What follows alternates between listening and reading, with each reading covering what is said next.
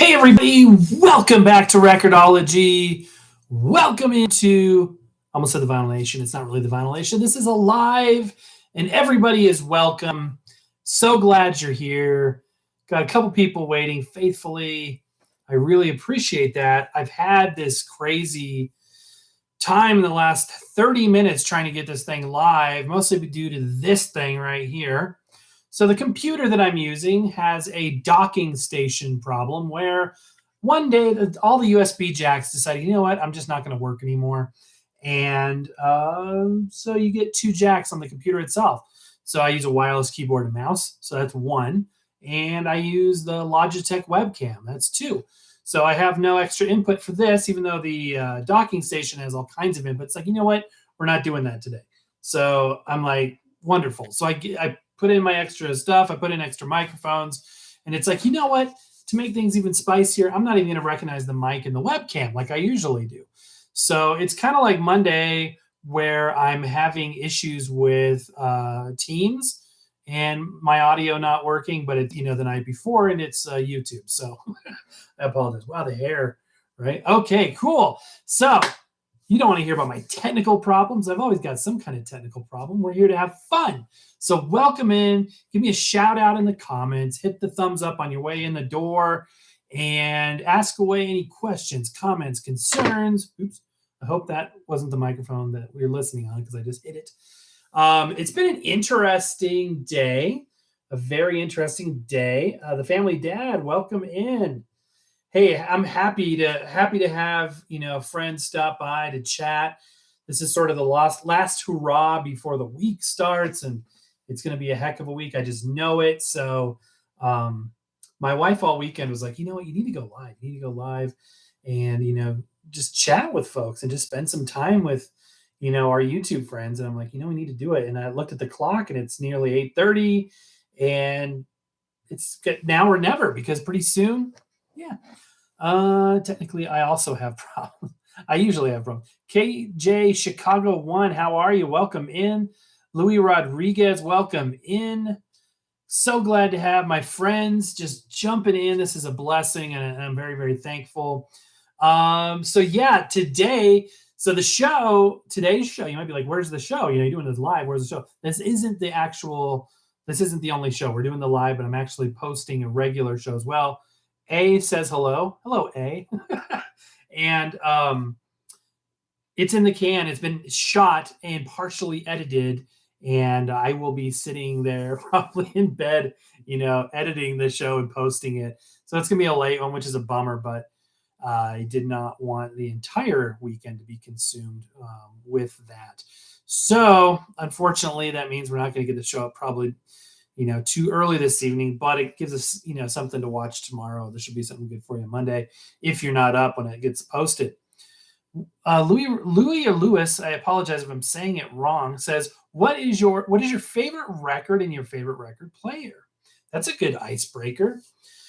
Favorite record, that changes. It's like, what's your favorite movie? It changes from time to time. And I've really been enjoying lately listening to, this may sound crazy to you guys, Jackie Gleason records. And the music it's like 50s big band stuff. And the story of how he made the records is hilarious because he couldn't even write or read music, yet he was the leader of these bands, kind of ghost band effect. But he paid the checks and people showed up. And the music is cool because it's very ambient. It's kind of distant. It kind of is not shallow, but it's got sort of an echo to it.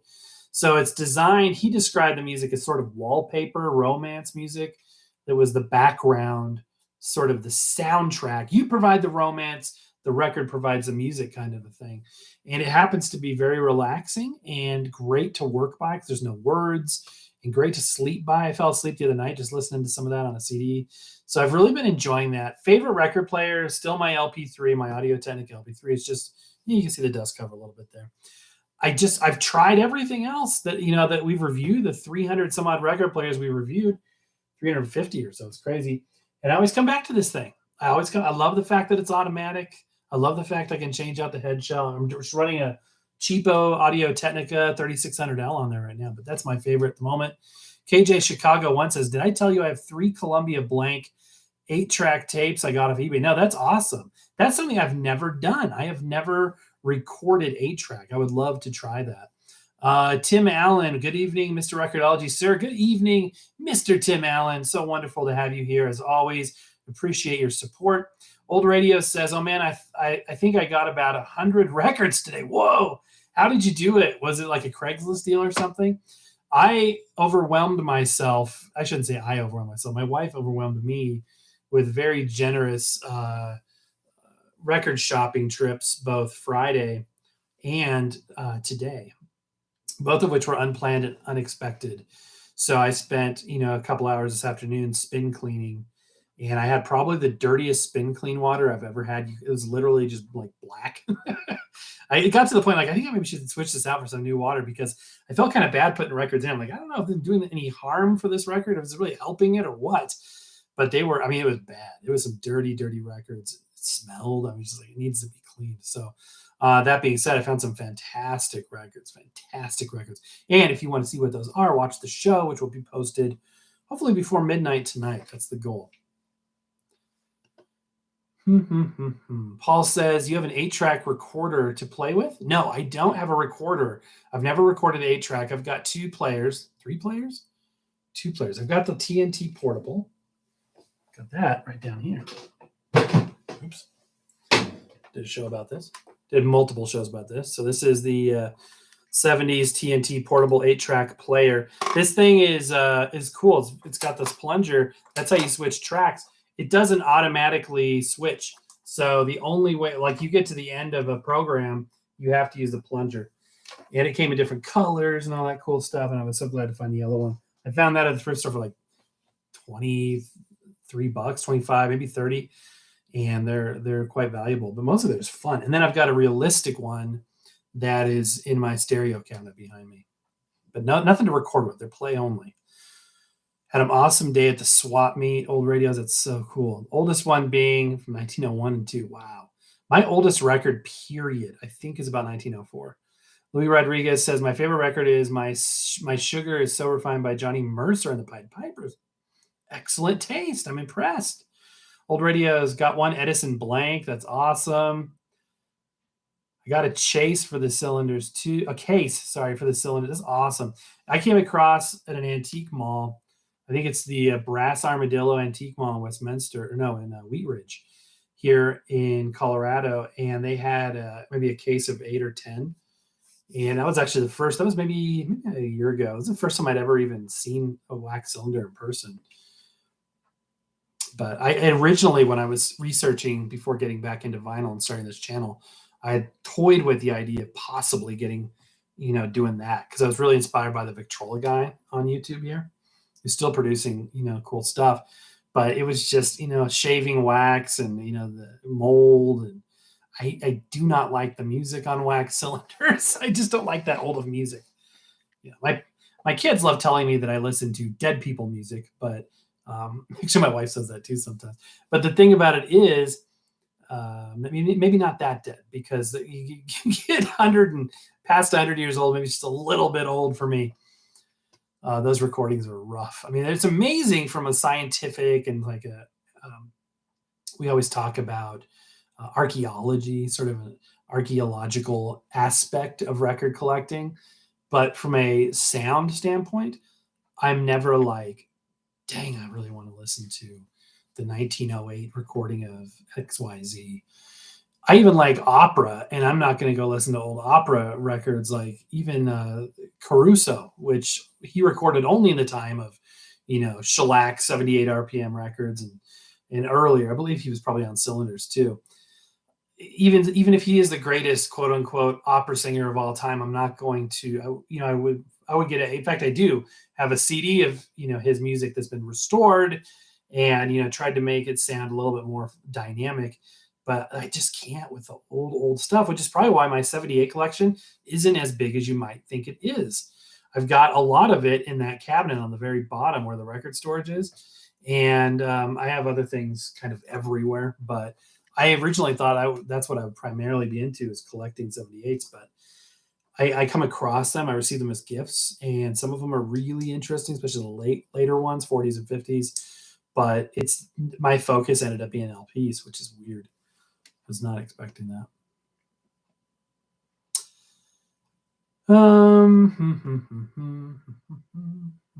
If you're looking for 78s, go to estate sales. Yeah. Can you see 8-track tapes and vinyl making a comeback? Well, vinyl's definitely made a comeback. 8-track tapes, I don't know. I don't feel like I know enough about even how the vinyl resurgence happened to be able to tell you what it would take to make an 8-track resurgence. You know what I mean? I feel that what's played into it is we've moved completely off of physical media as a society. We were streaming everything, instant access. But the collateral, the packaging, the liner notes, my wife got a record the other day and it came with a poster and a music, like a lyric sheet. It's all, it was an Encanto soundtrack, and it's very colorful, very beautiful. And if you would have just downloaded it on iTunes, which we also had, or not iTunes, but Apple Music or Spotify or something, you don't get any of that. You just get the music. And, we're not going to go into whether or not we could, but I'm not talking right now about the sound quality of the two, but, the extra stuff that comes with it, that's a lost art, to sit down and really listen to your music versus listening to it while you're driving, while you're working, while you're et cetera, et cetera. Physical media forces you to kind of slow down and do that. But on the other hand, I don't know why that's happened. I don't think the OG people that listen to records drove that trend. I don't see how people that, like, say, my kids' generation that grew up with, for the most part, without physical media would just, out of the blue say, you know what, vinyl, you know what I mean?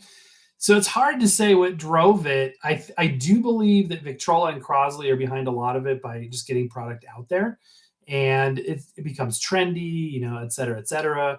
Techmoan's video this weekend was great in talking about that. There's a merchandise side of it. Almost half of people buy vinyl records, never even listen to the record.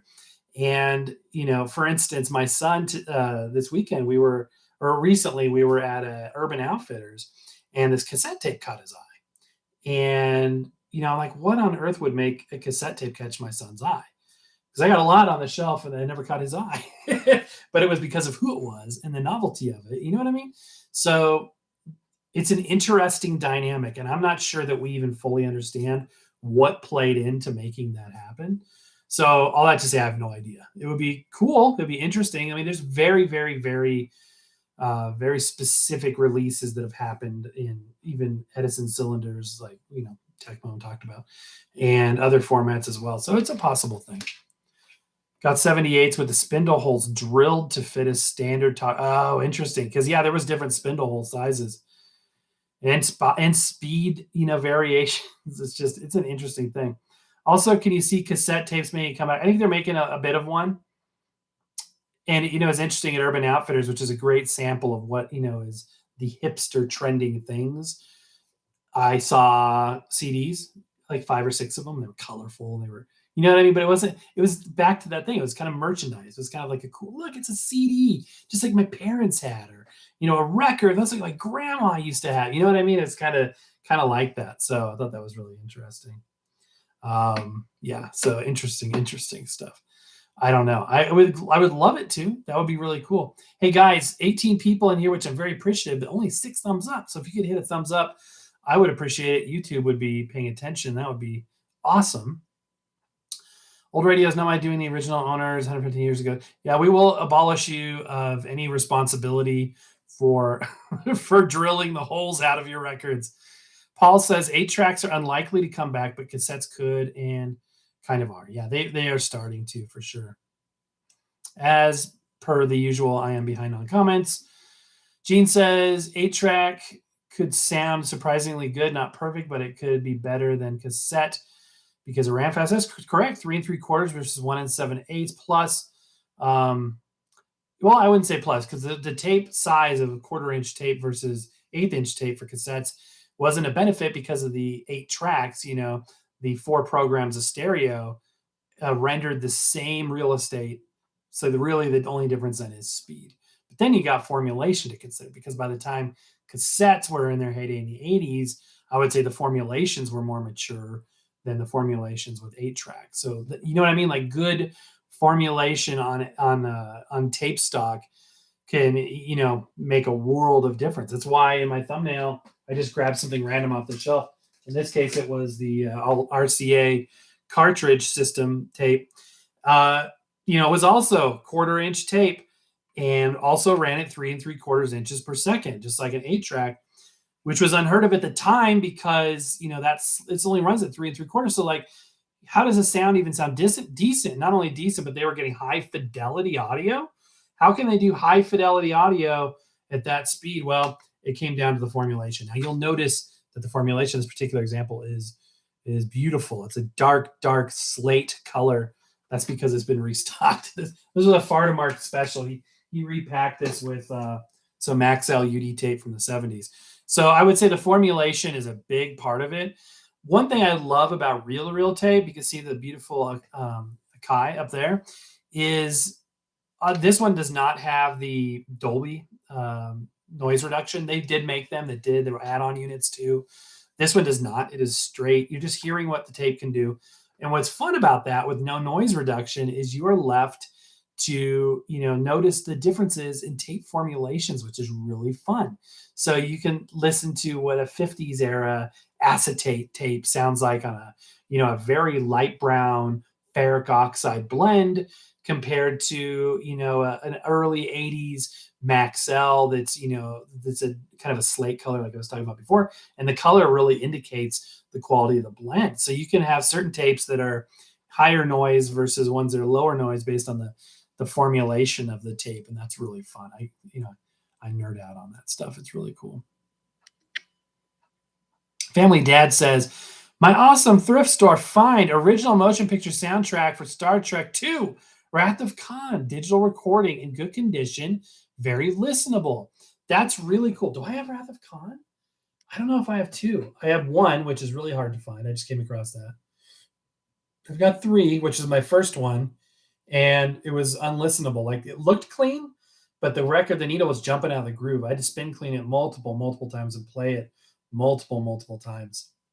Which reminds me, if you guys were following the saga on the first pressing 1957 Patsy Cline album that I invested in, it was actually a gift. It is still under repair. I have still not gotten those fingerprints off of it because I've been scared into thinking it's just the styrene from the early Decca pressing that the oils may have become permanent. The only thing I really haven't tried, I haven't tried ultrasonic cleaning because I don't have access to one. There are certain shops that I could bring it into that could do that. So I might do that, or wood glue, but I'm a little terrified because I have 2 other copies of DL8611, Decca DL8611, that are very playable and enjoyable. So I don't need it to play. That being, because I bought it mostly for the fact that it's a first pressing with the first label variant Decca. But at the same time, it would be nice if it was, just because when I pull it out to, you know, look at it and be like, yes, this looks gorgeous, you know. And it does look fine, except for those, like, somebody just took their hand and went like this. Like, come on, guys. Okay. But yeah, that's cool. Good finds. Love that music. The first motion picture that gets panned so many times even by Trekkies. I like that movie, and the music is trippy. I think it's really good. It's another good one just to listen to. Old Radios, Brass Armadillo is where I get many of my cylinders from. Yeah, that's where I found that from. Old Radios, are you in Colorado? I didn't know you were in Colorado, or maybe there's Brass Armadillos elsewhere. Paul says, I used to watch videos from Brass Armadillo. I need to check if they're still posting. I didn't even know they did. That's cool. Old Radios, a bit of a niche for niche folks. Cylinders are painful on the ears. I would tend to agree. I don't ever put one on, but I've never heard one and been like, wow, that sounds good. You know, this thing is slapping. I love this. I like the 1895 to 1935 era for 78s and the 1953 to 58 period for 78s. Louis says, I think physical media is better than digital media. El cassette needs more exposure. That would be cool, dude. That would be fun. Robbie Lowe, welcome in, says, I usually like the original records. After so many times being remastered, it loses its true sound quality. That is something that I've been learning more about lately is, if you remaster from the original tapes in the 50s, and then those tapes sit in a vault for 50 more years, and then you remaster again off those same tapes, can they sound as good as the first time they were used? Kind of a thing. It's interesting. Of course, I have to bring it up because it's a tragedy of our times. The 1908 Universal Studios fire, where like 90% of studio master tapes were all destroyed. And it's kind of a cover up because they don't talk about it. They don't like to, they like rush. Every once in a while, they'll release something like, well, it wasn't as bad as people thought, and then I've got insider knowledge from somebody who knows that I've talked to that said it's probably worse than we think. And these are my thoughts, my opinions. I have no, direct knowledge, but this is what I have been led to believe. So it's just sad because all we're left with now are the digital recordings that were made from those tapes, which most of them probably were, but there was probably tapes that hadn't got backed up yet sitting in there. So there's possible, maybe Elvis tapes that were recorded and never came to light, or Beatles or whoever, that we'll never know about unless they were digitized. Then let's say digital, archiving technology at that level is phenomenal. I mean, it is lossless. It is there. We're dealing with extremely high files for even short audio clips, lossless, digital. But let's say there was some phenomenal advancement in digital archiving technology, where we are now locked into the technology that existed prior to 2008. Let's say that there was some way to remaster from the original tape that blew even the studio grade digital archiving out of the water. We'll never get that opportunity. So they're never going to sound better than they sound today, which is a bummer. Welcome in, everybody. Hit the thumbs up if you wouldn't mind. I really, really, really appreciate that. I appreciate all your comments too. This is great. I love this. This is fun. By the way, yeah, stay tuned for our show posting later this evening. Went to an amazing record shop I'd never been to. We recently went to Twist and Shout, and today we went to another one, and it was trippy. It was cool. It was interesting. It was like nothing I'd ever experienced before. All right.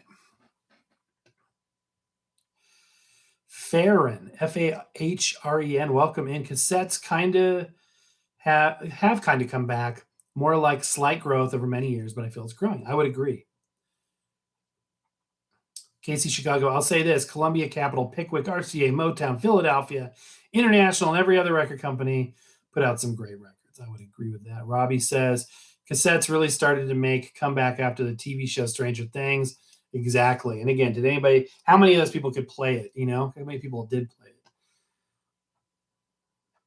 I'm still watching my Bell-O-Matic RCA tape cart machine, or waiting for my Bell-O-Matic. Yeah, they're kind of high maintenance. I took mine all the way down to the motor to put in new motor mounts, thinking that's where the buzzing was coming from. And it still buzzes like crazy. It's like almost unlistenable. And so it's just, it's been, I can tell this thing has been renovated multiple times, and it reached me in perfect condition. And then, I used it a couple of times and it needs some more work. It probably needs recapping, or it needs stuff. It also can only play, it can't record. Yeah, that's one of my projects in a state of stasis, as it were. Same thing with this camera. I bought a cool camera a week or two ago. Have not got a chance to work on it. It needs a little bit of work too. On the Nation, we talked about that a bit. Speaking of Netflix, I don't have Netflix, but I do have Hulu. And I started watching the other day the second season of The Hardy Boys, and it is cool. It's spooky. It's really spooky. It takes place in the 80s, and they've got some really cool retro tech on that show. It's really cool. If you have that, check that out. The first season was good, and the second season is looking good as well. They dropped all of the shows at once, so you could binge watch it if you want. What's your take on quadraphonic sound? Great question. I have never experienced quad on a quad system, so I've never listened to properly decoded quadraphonic records. I have a number of them. They sound phenomenal. They sound a little bit better than a regular stereo record, in my opinion, just on my stereo system. when I first heard the disc that we use all the time, the Enoch Light one, the test record that we use a lot, when I first sat down and put this on, I was so blown away with the imaging that I had to run and grab my wife. I'm like, look, you got to listen to this. You got to listen. And she was impressed, which she's hard to impress. So she sat down and she's like, wow, this is amazing. Because it sounded like stuff was coming from behind, even though I only had the 2 speakers. It was truly amazing. I would love to experience it in its proper form. Plus, you've got the different versions of quad that work in different ways, et cetera, et cetera. Old Radio's doo-wop is just updating barbershop quartet singing. Change my mind. wait. Okay. Doo-wop is just updated barbershop quartet singing. Change my mind. Yeah, I don't know. I mean, usually you got like, what, 4 or 5 people singing. Sounds different, though. I don't know. That's an interesting topic. That's a funny comment, though. Lewis says, what is the weirdest record you have? I have a Learn a Language Spanish 10-inch record from 1955. Yeah, I think I've got some of those, too. I've got a Dirty Songs 7-inch record that I played. Gosh, it was on the channel. By the way, we're coming up on within the next couple weeks, we're coming up on our 5-year anniversary of Record-ology, you guys. Can you believe that? We started back in 2017. But anyway, right about that time, about 2017 is where, or maybe 2018. It was within that first year. I played a Dirty, if you look it up, you can find it, Dirty Songs record, and it was suggestive songs. You know what I mean? It could be a lot worse. And I know, you don't need to tell me, I know there's worse. But that's a weird one. I've got just some strange sounding things. I've got some non-labeled home recorded stuff. So yeah, some interesting. I'd love to hear everybody else's weirdest records, keeping it as clean as possible in the comments. But that stuff is interesting. That's the archaeology part of it, right? Like discovering things you didn't know. So, already as I'm near Omaha, we got one here. Oh, that's cool. Brass Armadillo. Yeah, I didn't know it was a chain. Interesting. That fire broke my heart, says Gene. Yeah, it's awful. And most people have no idea. You know what I mean? If you were to tell most people, they'd be like, well, it's streaming, so what are you talking about? So it's a bummer. It's a real bummer. Like, I always go back to, my Patsy Cline collection. The only reel that exists that was saved from her studio recordings was the album reel, which is a 1/4-inch tape dub of the Greatest Hits album, because it would happen to be on order in Nashville at the time. Everything else was destroyed. All the 1/2-inch 3-track tapes gone. People don't realize. I don't think people realize it. And who's gonna go out there and, you know what I mean? Like, once it's not a newsworthy item, it just kind of fades away. And obviously, Universal doesn't want to talk about that. The motion picture was beautiful visually and audibly. I think we're talking about Star Trek. Unfortunately, the plot was approximately 30 minutes shorter than the movie. That's a funny way to put it. Yeah, even Leonard Nimoy and those guys, they thought, I remember Leonard Nimoy saying, it's too much about the ship. It's too much about the ship. For me, I think it's savory. It's a savory Star Wars film. And it does feel like 2001 Space Odyssey, Star Trek edition. It really does. And it sounds like that too. Same with the Dumont Library and the Paramount Records Masters. They were destroyed. That's terrible. ABC and the Greedy Lawyers. Sorry, I'm behind on comments, you guys. I got some 8mm and Super 8 camera, especially the Bolex P3. That's awesome. The one with Blinded by Turds. Yeah, I think so. It's a wonderful song, and it's all about turds. Yeah, that kind of stuff. You know what I mean? Like, very tame by today's standards. Roman, dude, thank you so much. Again, an honor. This guy's really big on TikTok, so thank you for coming over here. I appreciate it. I have some party records. Yes, I saw those on your channel recently, or on your on your TikTok channel. Then illegal discs with adult jokes that are very tame by today's standards. The names of things like Plumber's Tool. Yeah, exactly. That's interesting stuff, though, isn't it? Gaming says, happy anniversary. Here's to many more. Thank you so very much. Speaking of TikTok, I'm trying to break in over there. Slow growth. I had this video go viral for me, quote unquote viral. Roman will probably laugh. It got like 22,000. It was a Final versus Styrene video. It's always the ones I don't think are going to do anything. Like I literally was like walking down the hall and I'm like, hey, I had to do this real quick. So I just filmed it, on my way, to go do something else. And then the ones that I'm like, oh, this is going to be great. People are going to love this. 50 views. You know what I mean? I haven't figured out the secret there. My goal right now is just to get to 1,000 subs. That's taken long enough. So, yeah, but thank you for the happy anniversary. Gene says, strangest record I had was Mad Magazine's Flexi Disc. It's a super spectacular day, which said something about it being a great day until, and then had 8 different grooves that could play. Yes. And we did review one of those random records. It was a game one. It was one of you guys gave it to me, actually. It was like you play the record and you may catch any one of 4 or 5 different grooves. Yeah, that's cool. That's really, really neat. Family Dad says, I found an Akai X150D reel-to-reel for $75 shipped. So including shipping. Seller claims the reels and capstans turn and the pinch roller engages, but they have no tapes to test playback or recording. Is this a good gamble? Oh, you're asking me. I'm not sure what that model is like. It sounds like it could be a really good deal. It really does. Those Akai units are really good. I'm trying to think of what else I would have asked for. They can't test with a tape. That's the trick. So if you feel comfortable that you may have to put a belt on it, let's say the belt isn't strong enough and it slips, then just, be aware of that. But that might be a good deal. Let me know how that turns out. Seriously, let me know. I got a lot of people that send emails to me just to update me offline. And I love, if I don't hear from you in the comments, I love to hear from you on there too. What were your thoughts on the Jack White statement on vinyl? I couldn't get over his hair in that picture. I was just sitting there like, his hair is just, I know it's very strange. Do you know those commercials? Those commercials about becoming your parents kind of a thing? The one where they're in like Home Depot and this guy with blue hair walks in and they can't help but say, blue, he's got blue hair. My kids love saying, that's you, Dad. That's you. You have to say it. You have to say, yes, we know he has blue hair. Who cares if he has blue hair? But yeah, the statement was basically about this strain on vinyl and the pressing plant thing. It's an interesting thing. I think that the idea of record companies making more plants is it's an ROI for them, right? So the millions that it's going to cost to make those, is it really going to pay off? What is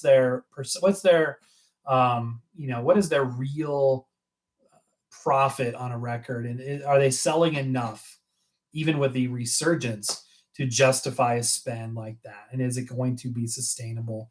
Is it going to last? Again, way beyond my price point, or way beyond my pay grade, but from a fan, I don't want to say a user, but a consumer of the vinyl industry, I would say that, yeah, I mean, anything that increases and adds to it would be good. Hey, you didn't read my comment earlier. Bubby Express. Dang it. I'm sorry. I do that sometimes. I skip over them. There's one where he said, wow, thank you for that. I acknowledge that. I don't see anything else. If you said it and I missed it, I'm sorry, man. But thank you for commenting and thank you for being there. Roman also says, I also have a few transcription discs, one of which has audio for the Coco. I saw that. That's cool. That's really, really cool. I have some 10-inch 60s era transcriptions or like TV commercials. Like I have one for Flipper coming up on Flipper this week, blah, blah, blah, blah. And they're locked loop for television with there's like a 5-second stinger. There's like a 10, 15, 30, 60. I got some interviews with some people, Julie Andrews, and there's some of them are on like translucent, like purple vinyl. It's a really cool. And they're 10-inch, 33 RPM micro groove records. I also have 2 AFRN records, 16-inch AFRN records, which I would love to be able to play. And I've done a couple shows where I've been able to play some of them by, modding a record player with a 16-inch arm and haven't had the greatest success with that. And then I've got a V-disc, which, that was somebody sent me that. That was a dream to find an actual V-disc from World War II. I would love to find more radio transcriptions. That is so cool. Yeah, so great to have you here, man. That's great. KJ Chicago 1 says, remember the old Sony 8mm camera? Yep, absolutely. 8mm and then digital 8 later on. Multiple Groove records go back as far as 1901. Really? I didn't know that. That's cool. Dean says, does anyone remember the It's a Hit board game that came with a plexiglass or a flexi plastic record that would randomly tell you if your release was a hit or not? Oh, that's cool. Old radios, I got a few of those handy cams. Paul says, I sold a copy of that 45 RPM chariot race game. That's the one. Yeah, I got the chariot race game for $45. Wow, that's cool. Dean says, oh, okay, you guys talking to each other. That's awesome. The Progressive commercials. Dr. Rick. Yeah, exactly. That guy's so good. He's such a good actor. What are you doing? Reading a book about submarines. Who else reads books about submarines? My dad. And then the cutaway shot. Yeah. So good. I love it. All right. It's a hit. It's a flop. It's a flop.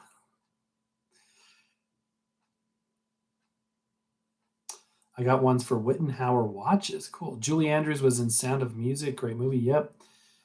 No 16 inches yet. Yeah, those are, we found them on Etsy of all places.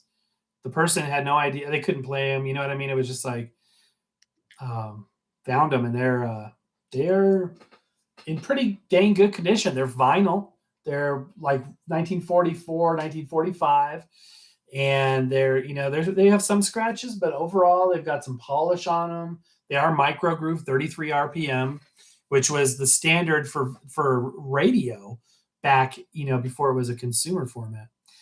Have you seen the Sony CCD V8 AF 8mm camcorder player? Is it like a deck? I don't think I have. Do you like to play cassettes, says Jeremiah and Jada? Yes, I do. And I actually just listen to the music on them. And I make tapes on cassette and listen to as well. Tim says, huge companies will nickel and dime everything to death before they will invest real money into anything like new pressing plants. So I wonder, Tim, what I wonder is the plant itself is one thing, but the press, do we have the tooling? Because those things are probably cast iron. You know what I mean? Do we have the tooling, or would it have to be completely, from the ground up, done all over again? Oh yeah, I saw you do that, Roman, with the 16-inch disc by holding a loose cartridge. I saw that. That was smart. And I've also had people suggest that I,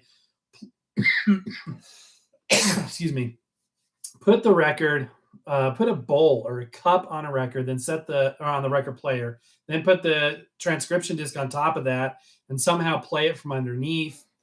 But that's a good idea. That's a really good idea. Matthew says, my family had a Video 8 VCR back in the 80s. It wasn't just a camcorder format. It was supposed to supersede Betamax. That's awesome. Yeah, I've been, my friend Fardermark and I, he's been investing in some Betamax stuff.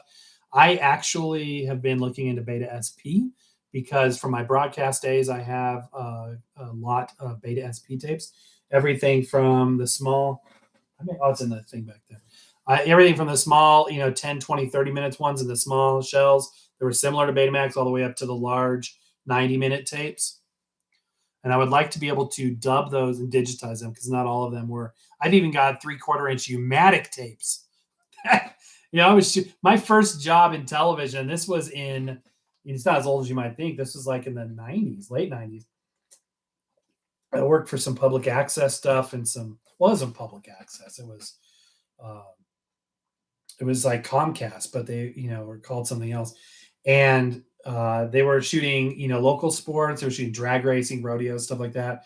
And they were still shooting 3/4. My first professional TV gig was running behind my teacher, and she was also a camera operator. She flew all over the world, did network stuff, and we were covering an event, and she was a camera operator, and I was the deck operator, and we were connected with one of those 50-pin camera cables, which is only about a meter long, and I had this U-matic deck around my neck.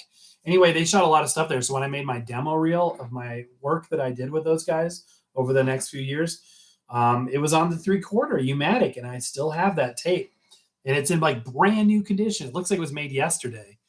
So I don't know if I'll get a chance to play that. I might be able just to go to public access TV station somewhere and dub it off because they might have an old U-matic deck. Those things were beasts, like the full rack mount ones. Oh man, those were beasts.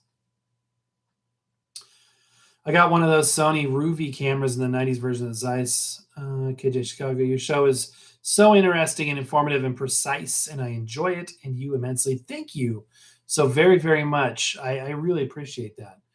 I just try to, I'm just learning with you guys. I'm just learning. Paul says, I have a 16-inch one with the cartoon characters. That'd be cool if you could play. Oh, that's neato. That's really cool. If you could send pictures of that, email that to me. I'd love to see that. Bob Express says, I wish other manufacturers could make high-quality cassette decks again. Yeah, and that's the thing. That's one thing you really got to go vintage. A lot of people say you have to go vintage on vinyl too, which I don't necessarily agree because my LP3 is wonderful. There's a lot of new, record players that are out that are great. But with tape decks, you got to go vintage. My tape deck right here is not in this cabinet because it's a little too wide. This is a Yamaha 1997, 1998 with Logic controls, glass ferrite heads. And if you get much newer than that, you're going to end up with a Tanishin or a Tanishin clone. It's not good. Old Reader says, as a motion picture camera is in the shape of a still camera. Matthew says, in 1989, Sony brought out their first VHS. They threw it in the towel instead of my family. Interesting. Huh. Technicolor CVC tapes. What are those? CVC. I did stuff on 3/4 and beta back in the day, Paul says. Yeah, we beta was a great format. And 3/4, if we shot on a lot of 3/4 stuff, and it was 3/4 SP, and 3/4 SP was indistinguishable from beta SP. Then there was beta SX and digital and digibeta cam, and these things really got higher. But I did so much beta SP. I got to the point where and people say, well, what's the difference between beta SP and beta cam? The shell was a tiny bit different, but the biggest thing is beta SP or beta cam that was the predecessor to beta SP. Beta cam as a base format was a faster tape speed than beta max. Like you could fit a full movie on a small shell beta tape for beta max, but on beta cam or beta SP, you can only fit up to 30 minutes because the tape was a lot faster. And beta cam and beta SP use metal tape formulation instead of a non-metal oxide.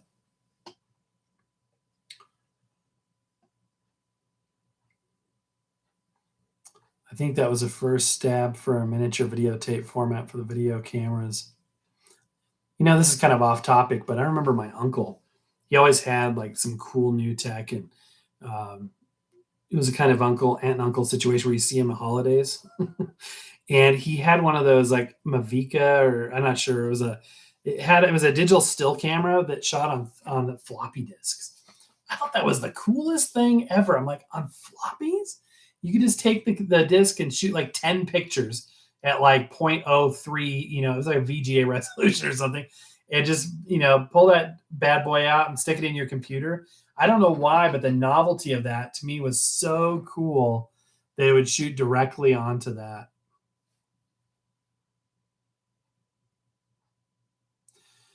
Jeremiah and Jada says, what is your favorite record of all time? We were talking about this a little while ago. I can't think of. It changes from time to time. Lately, I've been listening to a lot of Jackie Gleason, the Honeymooners guy, on vinyl. It's very relaxing. It's very, it's a very good, background check. Look that up. It's just like 50s big band music. But that changes from time to time because I've got my prized Patsy Cline collection that I've been working on. I just acquired Decca DL8611, the original mono with the original Decca label with fingerprints. And that is, and then I got my Seabergs on the wall back there, a couple of them. And those are rare and special and unique. I've got, here's one I've got hanging on the wall. Yeah, I do hang my records up. I've been surprised more people aren't triggered by that. Like, oh gosh, you hang your records on the wall. This is a 1968 radio issue on a pink Decca label, which is super cool. I just love that stuff. I love the unique variants and things. I got a crate back there, that brown one. That whole thing is Glenn Miller LPs. In fact, I just added to that today. If you want to find out specifics, check out the show we post later. So it changes, but those are some of my favorites. I'm so blessed. I have so many records. In fact, I was telling my wife earlier today, I'm like, I don't know if I'm going to buy records for a while because I just feel like it's so, first of all, I don't have infinite space. Nowadays, I'm not like Michael Framer with his library rolling, shelf systems and all this stuff. And yeah, I don't have that kind of space. So I've got way more than I need and enough to, power this channel for years, things that I've had for years and haven't even brought on the show yet. And then, you guys often mail records to me, and that's some of my favorite things come that way. And, there's Christmases and there's birthday presents, and I just don't need to go acquire records. And also, I know that it's just a thing where people prefer to watch record player reviews. And I think that's probably because everybody's got specific music tastes. Like what I consider a treasure of a record, somebody else is like, oh my gosh, I would have totally passed that up, and vice versa. You know what I mean? It's so objective. It's so specific to one's interests and preferences. But the equipment is a commonality. We all come together because we all need a record player, no matter what we're listening to. I don't know how I got on that tangent, but there you go. Favorite record of all time. Do you think, James says, do you think GE boomboxes were one of the better made boomboxes back in the late 70s and 80s? I have one from 79 that was mono and one from 82 that's stereo. Both of them still work. I think those things were built like a tank.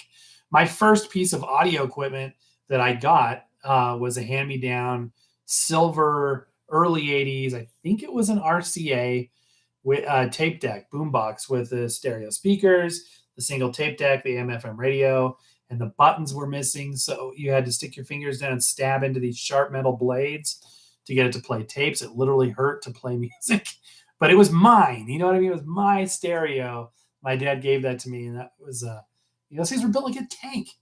You know what I mean? Like stuff is just not built to last anymore. It's not built to last. So people that get after a lot of modern tech and say, oh, it's not going to be around in 40 years. Absolutely, it's not going to be around in 40 years. You know what I mean? Like you get vintage tech, like this tape deck is great because it's early 80s. Like could be as new as 1984. They made this from like 78 to 84. That's great because the model that it replaced was 1971 to 34. And I know that this is, a good 10 years newer. So newer vintage tech means it's probably going to last longer.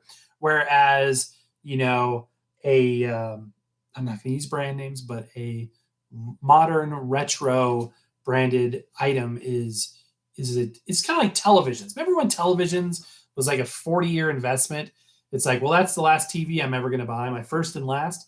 And until I'm like, in a retirement home. Now it's like, oh, we buy TVs every 3 or 4 years. And I think that's, what that's all about. It's going to be like that too. A lot of people have a hard time wrapping their brain around that because you still spend so much money on these things. Plus, there's always upgrades. You can always upgrade to the latest and greatest. KJ Chicago 1 says, your show is the most interesting in the world. Oh, man. Somebody paying you to say this stuff? That is way too nice. Thank you so much. I really appreciate that.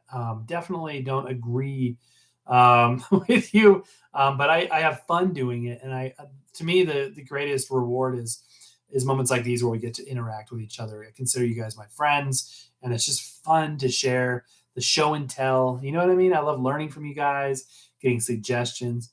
So thank you so much. I really appreciate the kind words. Bub Express says the Sony CFDS-70 is a great modern cassette boombox still in the market today. I think I know what that one is. I'll have to verify that, but that's good. Although even Sony and these guys are, using Toshiba, Sony, they're using, what's the terminology? The tape deck mechanism. We were just talking about it, but nobody's making like a Dolby cassette, stereo. A lot of those are mono. It's a bummer. Sony isn't what it used to be. Sony used to be the mark of quality guaranteed.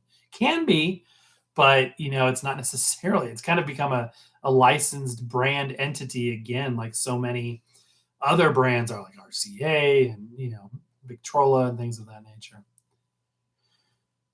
Old Radio says Renee Gonzalez has some good videos of obscure video formats. That's cool. I got a JVC RCM 70. That's awesome. DigiBeta was decent. Pro last tape format for Sony. Oh, interesting. It was.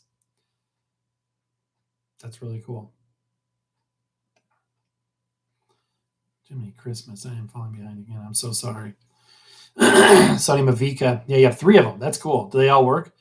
I got these Sony Glasstron video glasses things. I think LGR made a video. Oh, that's cool. Old Radio says about a lot of weird stuff. Interesting.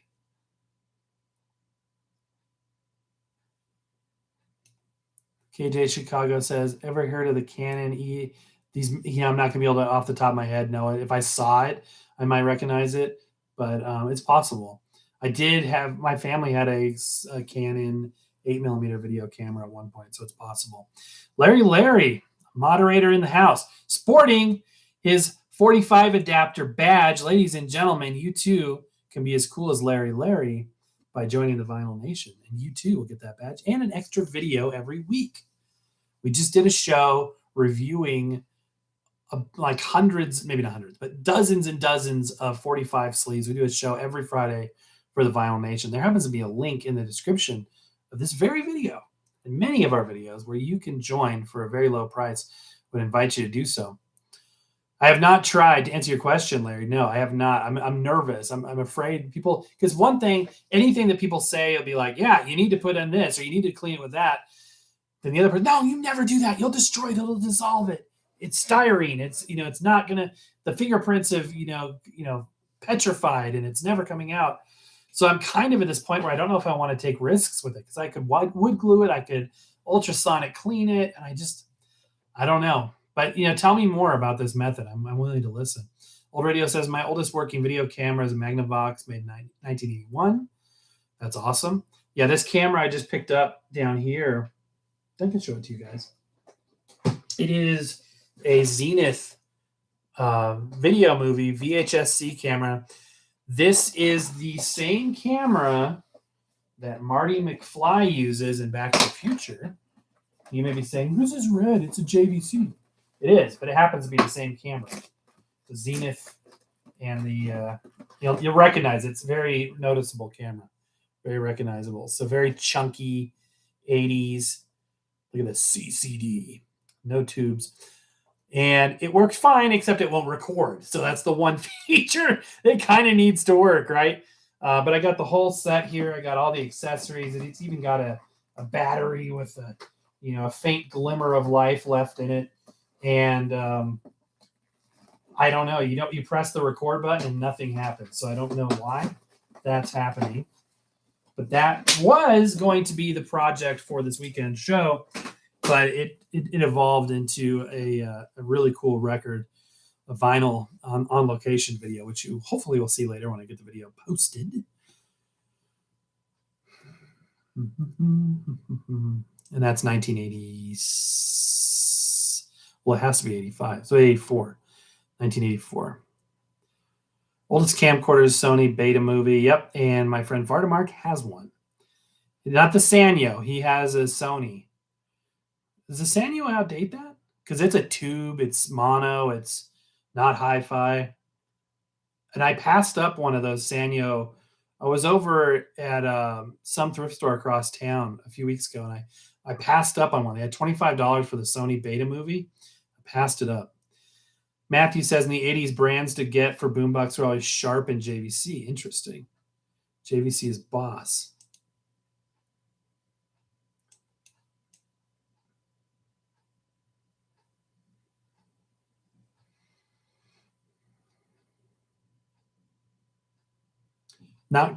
Greg says, hi, Record-ology. Hello. Not great at gaming says everything built now is disposable. I grew up in the days when people repaired everything, even shoes.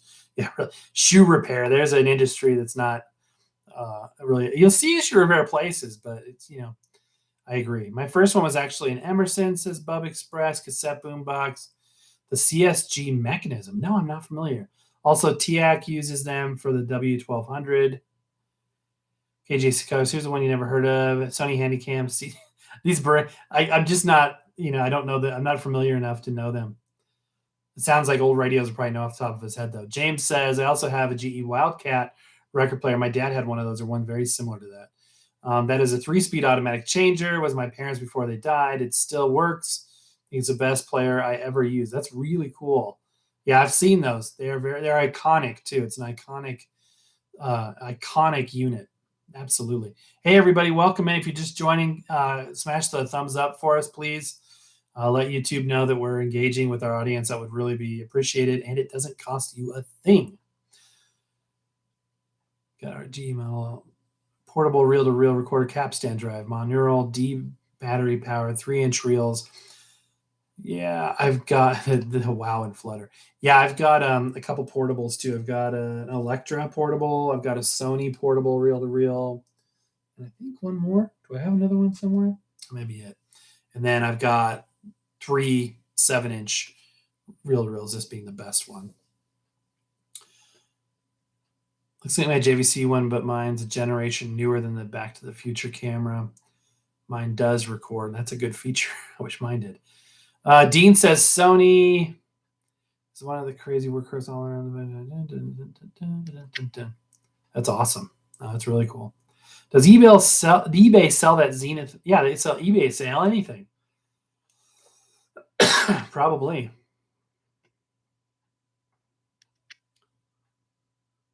The BTTF camera was a Vidcom tube one. Vidicon. I know it was a JVC. I'm not sure. All I know is it was literally identical to this one. Again, I keep bringing in Fardamark. He should join this. He never joins my lives. It's literally the same. In fact, he bought the Zenith, not this one, but the same one, and used it to put the shell over the red shell over the guts because it was in better condition. Sent a couple pics of the Capitol records. Cool, Paul. Thank you. I'll check that out later.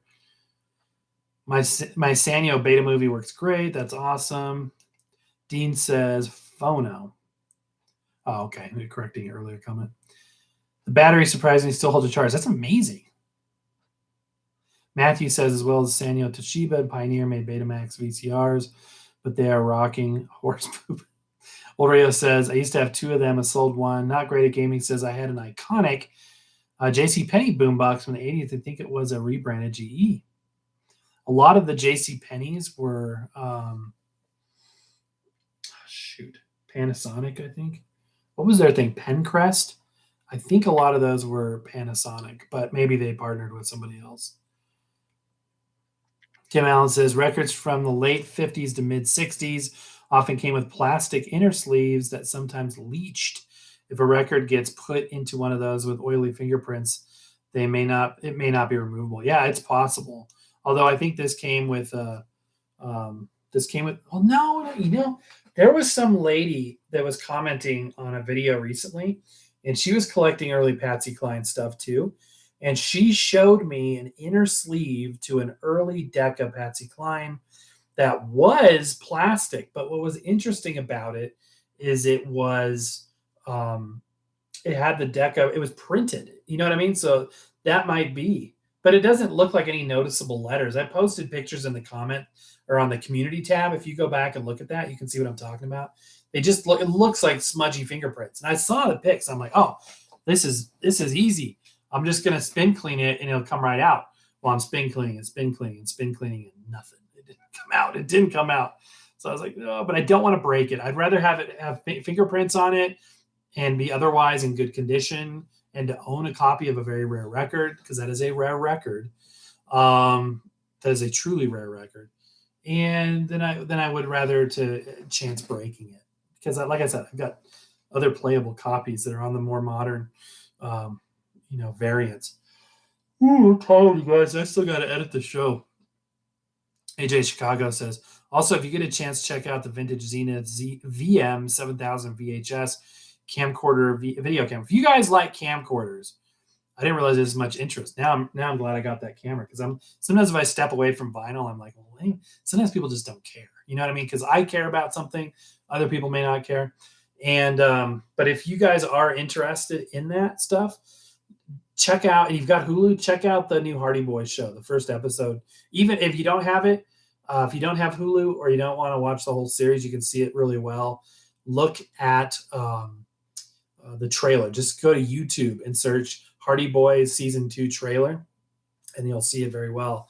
It also shows you how cool that show is, but you'll see this RCA vintage camcorder that I actually had as a kid. It was actually the family camcorder, RCA with a little gray padded pillow, and it's full-size VHS, and that was neat to see that. And they've got that. They use it in the show because it takes place in the 80s. And then also they use top-loading VHS players and stuff. It's really, really cool. All right, guys. We have made it an hour, and I have been having a blast, and I need to get the show edited. So I am going to bid you a very fond farewell, but I want to thank you sincerely for being out there. I really appreciate it. I know that there's a lot of content that hits you every day, and choosing what to watch and invest your time. And here we are on Sunday night. The weekend slipped away from us. I appreciate that. And I know some people watching overseas are like, really, they're trying to fall back asleep. It's like 3 a.m. They're like, gosh, if nothing will put me back to sleep, Record-ology blabbering will do it. So I just want to say thank you. Let me finish up on comments here. Oh, yes, if you have any plastic sleeves that are older than 30 years, I need replacing pronto. Yeah. Those elephant condom. Yeah, because they're rounded on one side. I get that. That's funny. Elephant condom. Yeah. Greg says, Larry says, great live stream. Thank you, Larry. Old radios, probably later in the 80s. I got some Super 8 cameras from earlier in the 80s. That's awesome. We realize you have a choice in airlines, and we thank you for choosing Record-ology. So please sit back, relax, and enjoy your flight today, and observe the no smoking sign and the seatbelt sign. I'm going to see you. I'm going to see you till the next episode moment. Yes, absolutely. All right, my friends. Thank you again. You're awesome. One last question coming in from Greg says, Record-ology, there are less CDs in Walmart. Yes, I noticed that. There are less. I think there might be more records than there are CDs. It's weird. And then the CDs may come back and et cetera. It's changing by the minute. All right, ladies and gentlemen, boys and girls, I really appreciate you being there. Thank you so much. God bless. Have a wonderful night. Take care of yourselves. If you can't sleep, in a few hours here, the show will be posted, and I would appreciate you clicking on it and watching. And thank you so very much, guys. Have a wonderful evening. And until next time, happy record hunting. We'll see you next time.